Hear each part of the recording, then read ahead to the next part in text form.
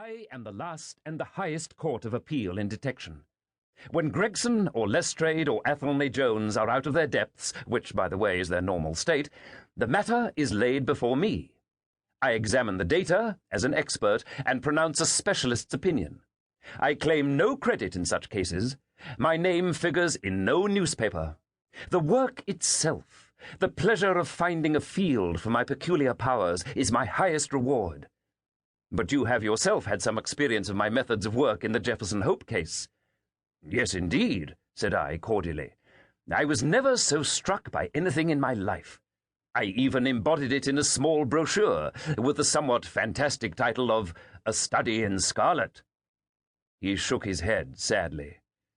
I glanced over it, said he. Honestly, I cannot congratulate you upon it. Detection is, or ought to be, an exact science, and should be treated in the same cold and unemotional manner. You have attempted to tinge it with romanticism, which produces much the same effect as if you worked a love story or an elopement into the fifth proposition of Euclid. But the romance was there, I remonstrated. I could not tamper with the facts. Some facts should be suppressed, or at least a just sense of proportion should be observed in treating them. The only point in the case which deserved mention was the curious analytical reasoning from effects to causes by which I succeeded in unraveling it. I was annoyed at this criticism of a work which had been specially designed to please him. I confess, too, that I was irritated by the egotism which seemed to demand that every line of my pamphlet should be devoted to his own special doings. More than once during the years that I had lived with him in Baker Street, I had observed that a small vanity underlay my companion's quiet and didactic manner. I made no remark, however, but sat nursing my wounded leg. I had had a Jezile bullet through it some time before, and though it did not prevent me from walking, it ached wearily at every change of the weather.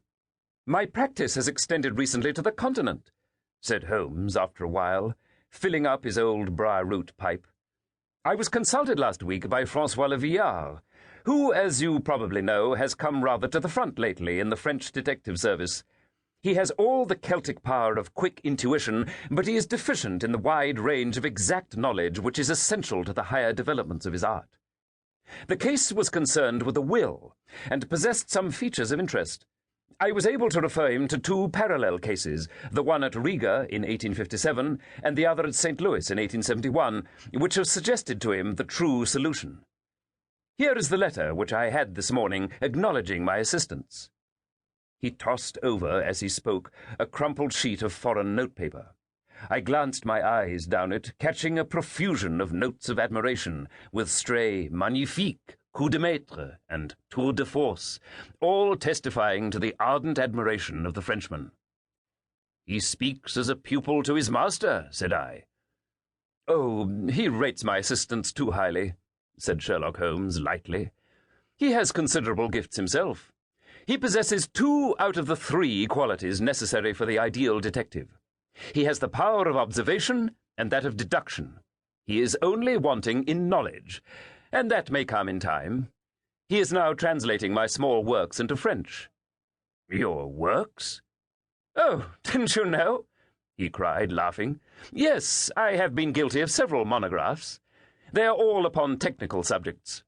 Here, for example, is one upon the distinction between the ashes of the various tobaccos. In it I enumerate 140 forms of cigar, cigarette, and pipe tobacco, with coloured plates illustrating the difference in the ash. It is a point which is continually turning up in criminal trials, and which is sometimes of supreme importance as a clue. If you can say definitely, for example, that some murder had been done by a man who was smoking an Indian lanka, it obviously narrows your field of search. To the trained eye, there is as much difference between the black ash of a trichinopoly and the white fluff of bird's eye as there is between a cabbage and a potato. You have an extraordinary genius for minutiae, I remarked. I appreciate their importance. Here is my monograph upon the tracing of footsteps, with some remarks upon the uses of plaster of Paris as a preserver of impresses. Here, too, is a curious little work upon the influence of a trade upon the form of the hand, with lithotypes of the hands of slaters, sailors, cork-cutters, compositors, weavers, and diamond polishers. That is a matter of great